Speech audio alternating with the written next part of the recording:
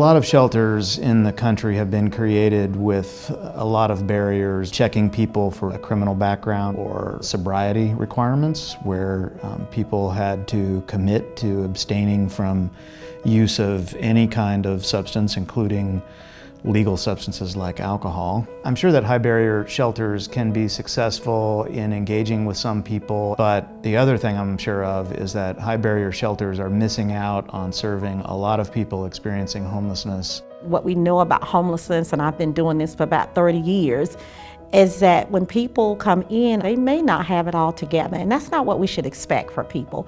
We should expect to be a safe, a welcoming environment where people can come in, get their basic needs met, and to be able to find resources to be able to move out of homelessness.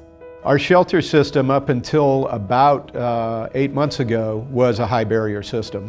You needed to be clean, you needed to be sober in order to get into either the family shelter or the adult shelter. That model really was not working. The recidivism rate that we had in our shelter system was higher than that we had in our jail system. It was about 74%.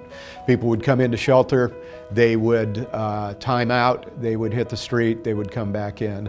About a year ago, we worked to do an examination of our shelter system. The focus of the system change was really to become a housing-focused system, that the barriers to getting in and that the barriers to being housed are absolutely as low as possible. We've operated a low barrier model really since our organization was founded, and the essence of it was that people could come in whatever condition they were in and be welcomed indoors. The result of that is it allows us to form relationships with them, show them that we can be helpful to them in their lives, and gain their trust in order to help them move out of homelessness.